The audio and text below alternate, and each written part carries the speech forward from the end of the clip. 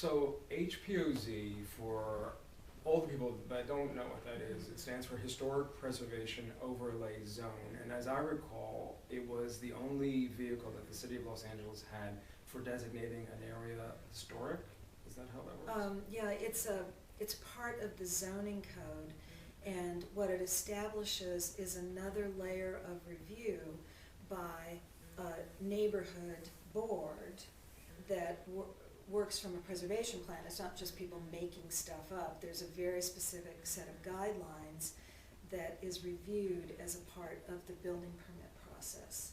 And when you apply for a building permit, then that triggers that process. And yes, it's another layer of something to do, but in the long run, it saves people a lot of money.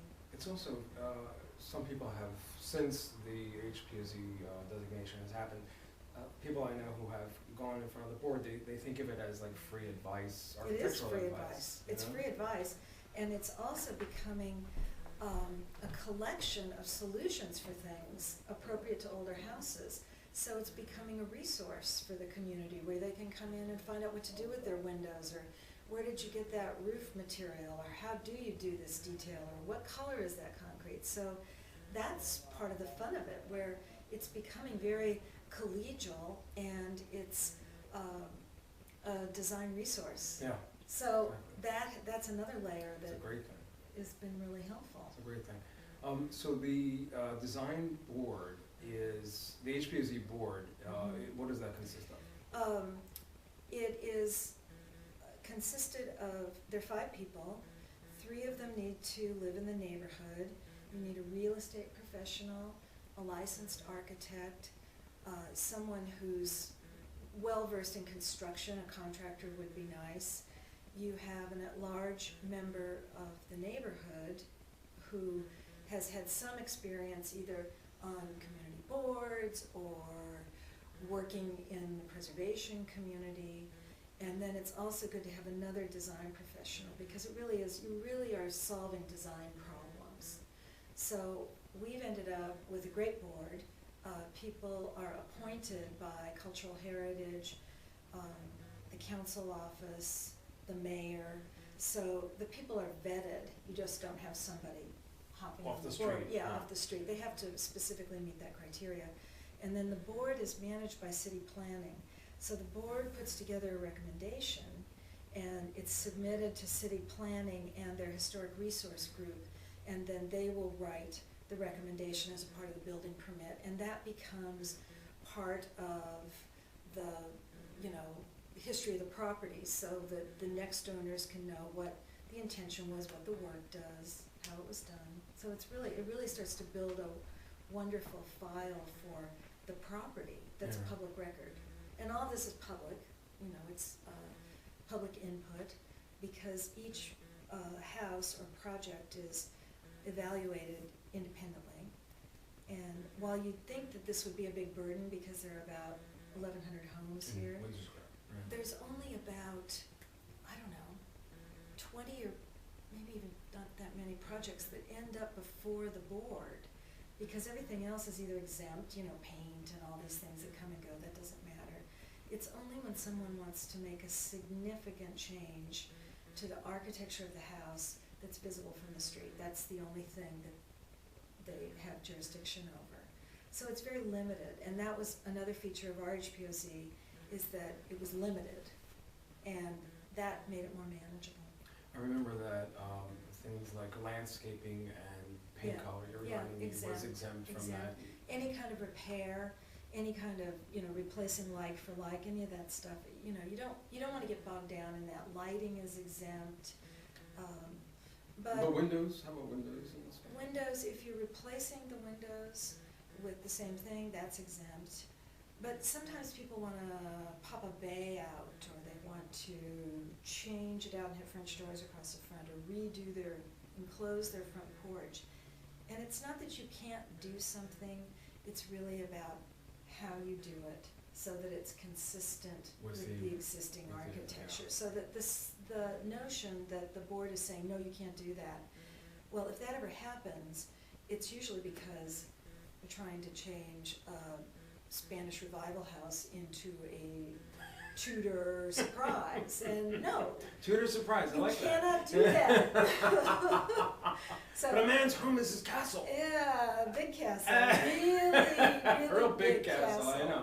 Oh So. man, that was so funny. I know, that was seeing a few, and there are some homes that we naturally drive by in the neighborhood. Yes, We're we like, have callbacks. why did they do that? Well, you know? it ended up, even those houses worked in our favor, because people said, how did that happen? And I was like, well, Yeah. that's what can happen. We Yes. don't have, a HPOZ, so. And I noticed some of the folk who were in the opposition, when we kind of like investigated or took a look at where they were, it was like you could understand why they maybe not were interested in having this thing happen. There's that. There was that. You know. But, I think that because it was a community effort, and instead of telling people what they needed, we kept asking people what they wanted, and that's what built our preservation plan. So at the end of it, there are always going to be people that are unhappy, but it was a very small number. Very small. But that small number still sued the city. Yeah, I remember. You asked me to, and I had to go through the process again, but it was reinstated and any of the technicalities were corrected. So in the end, it's better, stronger. Absolutely. And now, there's twice as many HPOZs as there were when we were doing ours. Really? Yep. Look how many? We were like the there's 14th. No, there's like 24, 26. But at the time, I think we were like the 13th or 14th. Yeah.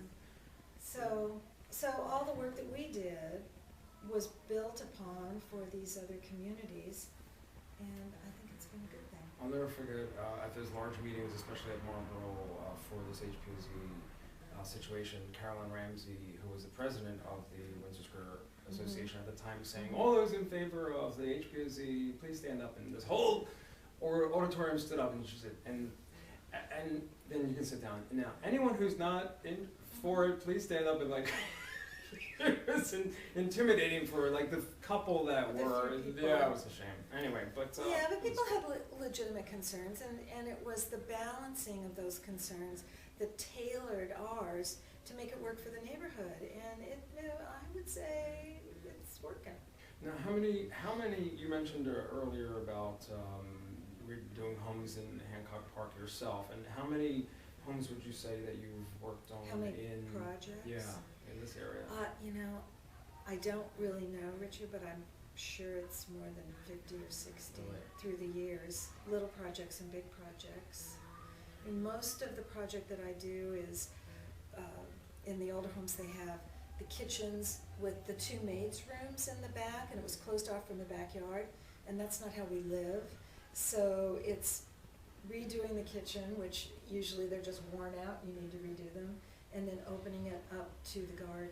Right. And I've done that quite a few times in different imaginations depending on the house or what the owners want, but that's really brought these houses into the 21st century. And actually brought them out into the original intention, which was specifically with Windsor Square, that it was created to look like an English garden, so it's kind of bringing People the are outside. connected, and people have huge gardens. Yeah. For the most part, these big, deep lots. So, and that's been interesting. That most of these homes have a similar floor plan because it was designed with the kitchens on the north because it's cooler. Oh yeah. And so. Who would have thought that? Really? Yeah. No, there's a similar pattern that you'd see, and a lot of the homes, if you just keep that original design with the air flowing through it, you barely need air conditioning. The way they were so beautifully designed. The trash truck. Luca, maybe we should close that door. Close the front door, maybe? Yeah. That'd be great. And then, I know the phone is ringing too. Yeah. Oh, we're going to have this. Yes, it's a vibrant neighborhood. It's a conversation in with all Hancock kinds of Park stuff. is what it is. Anyway, this is a great knowledge here. So we'll probably close in a second here. And what else? What else do you want to talk about? What else? What's Well, on the I agenda? appreciate you doing all of this. You know, it's just, because you were what Richard did is he connected a lot of different people that didn't know each other. So he was part of the whole community building effort going door to door. Really? Oh, that's right. You know? See, you didn't even remember that. Yeah, Passing out flowers. So I remember getting almost swung at by someone on Lower Norton, actually. Well, we sent you out to take the arrows. You were much better than that, than the rest of us. So No, it was fun. It was a it's nice good group of effort. people, and the aim was to preserve the neighborhood, and we got what we wanted, and that was great. I think so, for years to come. So Cool. thank you for everything you do. I just want to thank Mary Pickhardt for being with us on this this beginnings of Hancock Park conversation, and we look forward to seeing you again. Yeah, thank you, All Richard. right, thank you. Very fun.